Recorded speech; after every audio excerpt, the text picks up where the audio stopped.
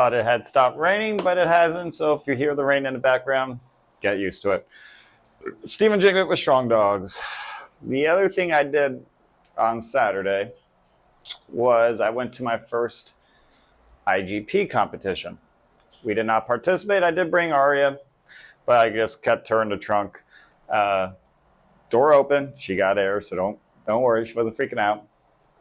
No, I was told about it through Ed. So again, I know a few people have been asking me about clubs or whatever. No, I am not affiliated with any clubs. The only club, I mean, if you want to call it that, is I go out to Ed Reyes out in Shaluta, Lake Pickett area. Again, I've been going to him for years. I've mentioned his name several times in a bunch of different videos for obedience and behavior modification, but the big one for me is the bite work. And he's the one who I'm actually getting certified through to be the decoy. So, yeah, that's the only club, if you want to call it that, that I affiliate with. He has competed in IGP and has title dogs. So he hasn't competed in a while, but he still coaches, obviously, for regular obedience and aggression and every other thing listed under the sun. Hey.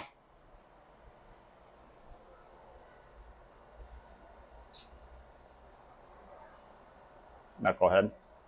But anyways, he told me about the competition. They did levels IGP 1, 2, and 3. Saturday it was obedience. Afternoon was protection. That Friday, I believe they did their BHs, which again is what Aria would have to get before we can actually qualify and get into a actual IGP level 1. I don't want to call it a tournament, but event to get, titled in IGP 1. Sunday, they did tracking. I only went Saturday, okay? So it was up in, I always butcher the name, because it's actually the first time I ever heard of this place, Umatilla. It was at Highway Schutzen Club in Umatilla, next to Sorrento. Not ever talking shit about a place. Not talking shit at it at all when I say this. Let's just say the community isn't very woke. Okay, these aren't woke people up there. They're like John Dutton. Hey, they're like John Dutton. They got a shit ton of land up there, beautiful homes, but it's just people who like to get away from it, from it, the city and other people. They like their space, they like their privacy. Totally cool. I admire them. I respect that because I would love to have land in some of their homes. So, hats off. But some of the roads to get there were just like, where the fuck am I going? Because this is some, not sketchy, but it looked like some roads were like, yeah, this looks like Jeepers Creepers.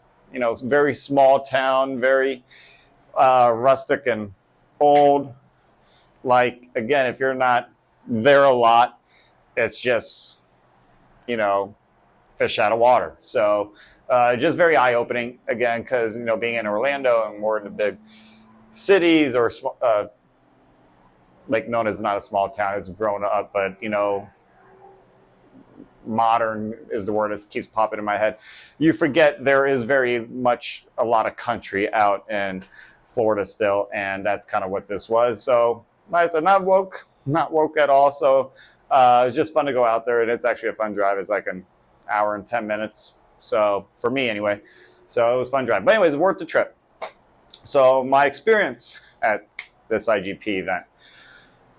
Want to bring Aria because I thought, it's a dog competition. You can bring your dog, just for anyone. But as I got there, and yes, there were dogs and they're all crated.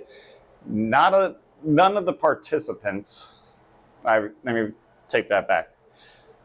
None of the participants and none of the observers, had their dogs out unless they were actually competing. So for just a walker, and she's, well, whatever.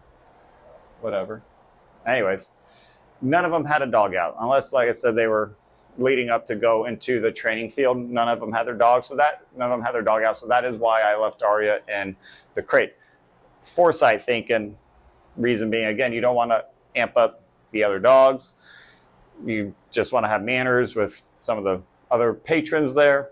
And again, depending on where you're standing from the training field and behind the fence, again, you're just trying not to disrupt what they're doing in the field. So getting there, just again, very interesting. A lot of these people known, I could tell, I didn't talk to anyone and I didn't know anyone there. I'm just flying solo. You could tell these people have known each other for a while, have done this sport for a while, trained together, perhaps might have been all of the people who train at Highway Schützen Club. From what I have gathered from one of the young ladies there that I was, when I was getting a cup of coffee, was I guess some clubs are very selective on who they let in. I don't know if you got to pay to join. I'm sure you do. I don't know how you join. I didn't ask. But the way she said, they're like just very selective, and it was very difficult to get in because she was actually a member. She was a member of a Schützen Club up in Pennsylvania, Philadelphia area, I believe, but also spends part of her time here. But she, again, is an active participant in the sport. So she needed a club and came here. But the way she described it and the way she, I was reading between the lines, she said it was very difficult to get in. So again, I don't know what the requirements are to get into any of these clubs. So again, if anyone knows, fill out a comment, shoot me an email. I would just love to understand it because again, it's just for my own wealth of knowledge, nothing more. I'm just very inquisitive about, certain things. So I just like to learn why that is. I'm not looking to join, even up there because it's an hour drive. I'm not going an hour drive each way. So whatever. But again, it's just kind of maybe I don't want to call it the fraternity mindset, but I'm just wondering why certain clubs are more difficult to get into. Maybe they're just more selective because they only want to take good trainers, good handlers, good dogs, to keep a standard, whatever their standard may be. I don't know. So if you know, let me know so I could, understand it. But no, watching the dogs and watching the handlers were very impressive. It was kind of like anyone who does anything well, it looks very easy. It's like, shit, their dogs are perfectly healing, downs when they say, stands, all that stuff, in motion, off leash, they're jumping over the fence, they're going up the ramp, retrieving. Again, these dogs are very, very skilled. Their handlers are very, very skilled. And how they talk afterwards, you could tell, again, they've put their time into this. But it looks like any dog could do it. Looks like anyone could do it. Hey, and that's just not the case. I mean, look at my mock BH trial. Fucking Arya goes running off. Now, one thing I did learn about this was, supposedly, and I have to confirm it, get double confirmation, was dog has to be 16 months in order to get her BH. Ava is 8 months. I thought someone said the youngest they could get would be 12 to 14 months, but if 18 months, 16 months is the youngest, then so be it. That means she has another 8 months to go. And if she's where she's at now, can only imagine how well she was going to be when she gets another, 8 months under her belt and she still grows and matures. So there's that. But the differences between 1, 2, and 3 for some of the IGP brackets, they're about 20 dogs, if I was to guess, 25 dogs for all 3 levels combined. Very slight differences, okay, between in motions, the sits downs. I think the level 3 has a stand. Definitely on the retrieve. Some of them, I think level 1, they just do the jump and they go into a sit. Handler walks back around. Again. Then they go over the ramp. 2, I believe they just do dumbbell. They do the toss for the dumbbell on all three, and then they bring it back. Level 3, though, they do a heavier one. I don't know the weights, so don't quote me. I'm not even going to quote. But they do a retrieve, and then they bring it back, and then they bring a lighter one, do the retrieve back. But then they also do the retrieve, I believe, over the ramp, and then back over the ramp. I believe that was 3. So they actually have multiple retrieves versus 1 and 2, which is just the one, and then they do the jumps over, and then they come into a front. Now, again, things do happen because, you know, the handlers are human, the dogs are human. Accidents do happen. So you do see not all of the dogs get a perfect score. I saw one dog where they're supposed to go over the tarp. Instead, it went up the ramp to do the retrieve, and then it did the jump back over. So it was just, again, brain fart. I saw another dog who, you know, was supposed to go. The handler didn't say go. It shot early, stopped, and actually came back on its own. So it took a lot of pressure off me to realize it's not going to be perfect. Accidents do happen, but no one's clipping their knees for it. They just, you know, take the score off. And the score in my, again, limited capacity for being this is my first one ever going to it, was fair to nitpicking. For the most part, I believe he was very fair. You know, he's like, hey, the picture that we want to see, they did it. Maybe a little nitpicking when it comes to, you know, speed, you know, but that is a thing. You know, he even told one person, you know, that your dog has speed going out, but on the way back, it does not have the same speed. And that's kind of, you know, natural, but it has to be consistent. I did not film any dogs or anyone's runs during the event. I just felt it wasn't my place to showcase anyone who, one, didn't know that I was, and two, then put it on the internet. That's not fair to them.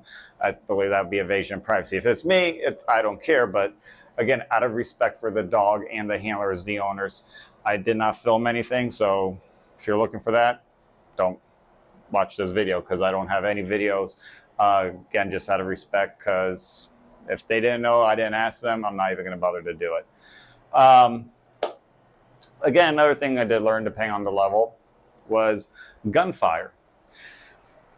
During the focus heel, you're doing your focus heel, 2 gunshots. It scared me because I didn't even know they were going to happen. I don't even think it's 3. It might have been all 3, or maybe 2 and 3, but I'm not quite sure. Don't quote me. Again, I'm going to have to do my own homework when I get Aria up to these levels. Again, we're not even at her BH yet. I got many months to go with her for a BH. But again, it was just a good eye-opener just for things to prepare and think about when you're doing your training, was gunfire. Okay, cool. Again, you can't break from it. It's just an added distraction. 6 people for the weaving with the focus heel. Could see that. Again, dog's not flinching. They're staying focused on the handler. Some of the other things that I saw were that they were judging on was of which the speed of which the dog goes into a down or a sit. So they also judge on speed. How quickly they drop, how quickly they sit. Not just sit, but is their butt actually touching the ground? So they are looking for the finer details, and rightfully so, because again, if you're trying to create that picture of, you know, being completely, what's the word, symmetrical, clean, you got to be precise. Okay, so again, going back to my own training or your training, if I invite you to it, would be, again, always focus on those minor details if they matter to you. If you're competing, details matter. If you don't, but you just want to look clean, details matter. If you don't give a shit, then don't give a shit. But that's just me. Again, I'll definitely go back to another one. These dogs are really cool. Most of them that I saw were German Shepherds. There were a couple of Malinois, but most of, at least in this event, most of them were German Shepherds. Again, not person's dog is a person's dog, so I can't give you a reason as to why, whether it's breed, temperament, or whatever, but it was just more German Shepherds than Malinois. So again, take that for what you will, just an observation. Definitely go again, and maybe next time I actually talk to somebody about how they started, how they got into it, ages of the dog, things that they really work on. Do they do everything all at once, or do they do things in pieces? I did not go for the tracking. Like I said, that was a separate day at a separate field. So, yeah, it was very enlightening, and I'm glad I did it, because seeing it on YouTube or another video is one thing, but to see it in person is another thing, because now you can actually tell, like, okay, now is the handler nervous? Is the dog nervous? You get to see that dog in real life. And surprisingly, a lot of them are not, or at least they didn't show it. One thing, again, just another observation, is before they start, they're just working their dog, again, with the long downs, playing tug, playing with the ball on the rope, anything just to get some of the excitement up. They're not really building up the dog's drive. They're just, keeping them or her relaxed, and they're just playing them, having some fun. Again, the only thing I really saw was maybe some heeling and long downs. And then as soon as they go into the field, they do sneak with the toy to one of the, I guess, helpers. They do their thing. They come back, grab their toy, and then they start amping them up. Yes, yes, yes, as their reward. And then they put them away so they can rest. And then, then they go and do their next event.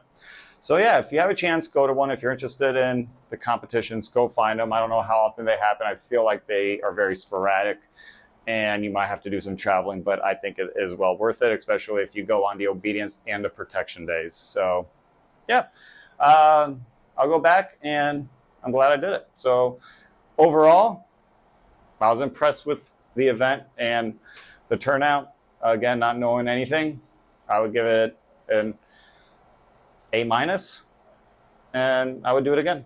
So yeah, hope that helps. Hope that gave you some insight into kind of what it was like. But what you see on people's channels of them doing their routines was just that. But again, seeing it, feeling it, looking at the dogs, kind of in a closer manner, was helpful and very, very cool. So, and fun. So yeah, if you got a chance, go see one, do it. And then until next time, just keep training your dog, and I'll talk to you next time. Peace.